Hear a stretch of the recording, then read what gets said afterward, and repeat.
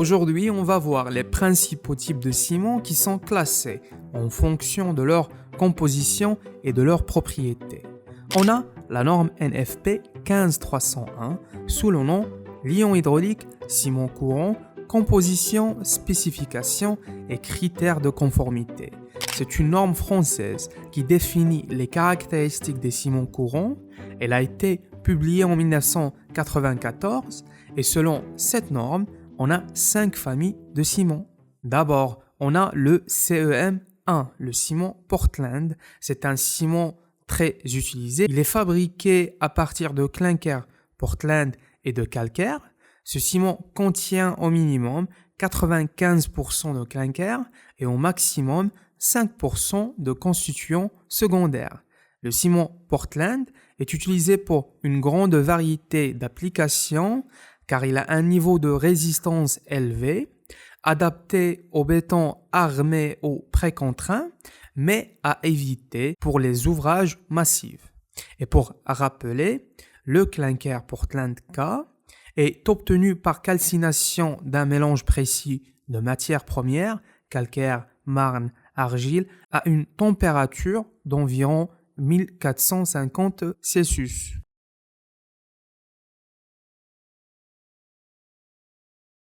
Après, on a le CEM2A ou B, ou ciment Portland composé. Contient au moins 65% de clinker K et au plus 35% d'autres constituants secondaires comme laitier de haut fourneau S, fumée de silice D, entre 6 et 10%, pouzzolane naturelle P, cendre volante siliceuse V, schiste calciné T, et calcaire L ou L.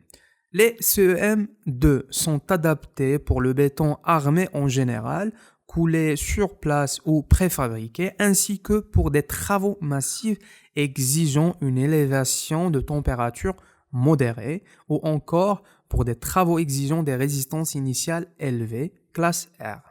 On a deux versions. CEM version A.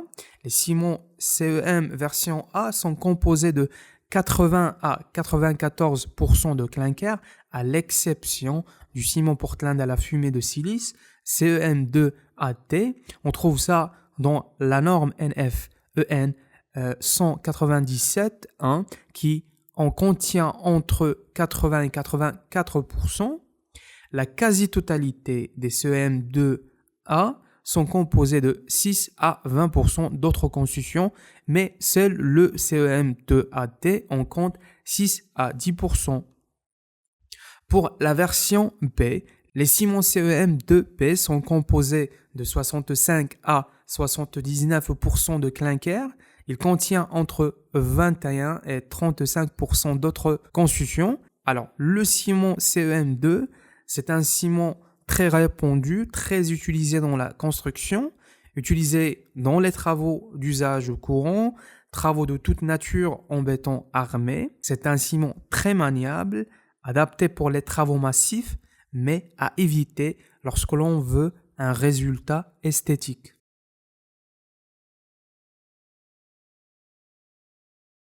Maintenant, le CEM3, A, B ou C, également appelé ciment de haut fourneau, contient entre 36 et 80% de laitier de haut fourneau S et 20 à 64% de clinker K.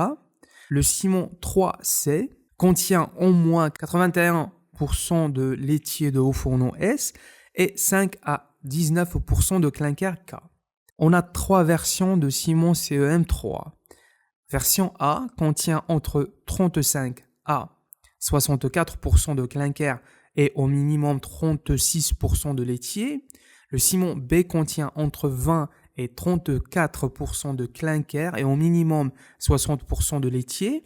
Et le CEM3C contient entre 5 et 19% de clinker et au minimum 81% de laitier. Ce ciment est durable et adapté à des environnements difficiles et dans ce béton, on peut réduire de 59% l'énergie nécessaire à sa production.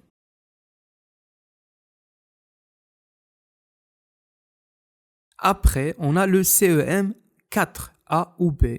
c'est un ciment pouzzolanique. On a entre 45 à 89% de clinker, entre 11 et 55% d'addition et entre 0 et 5% d'autres. Ce ciment est adapté à des milieux agressifs et aussi aux structures hydrauliques.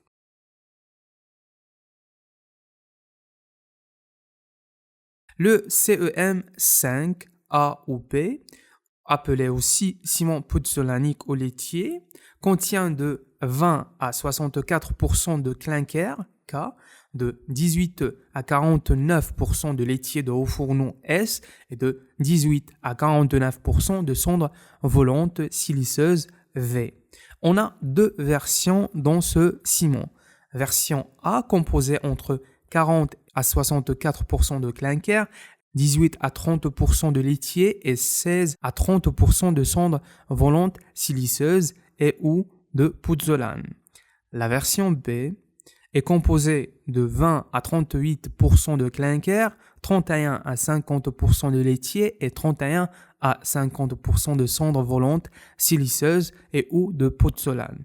Ce ciment a les mêmes propriétés physiques que les CEM 3, c'est-à-dire ces deux ciments comportent du laitier de haut fourneau, sont bien adaptés aux travaux hydrauliques souterrains, aux fondations, aux travaux en milieu agressif, aux travaux à la mer, aux bétons de masse et généralement à tous travaux nécessitant une faible chaleur d'hydratation.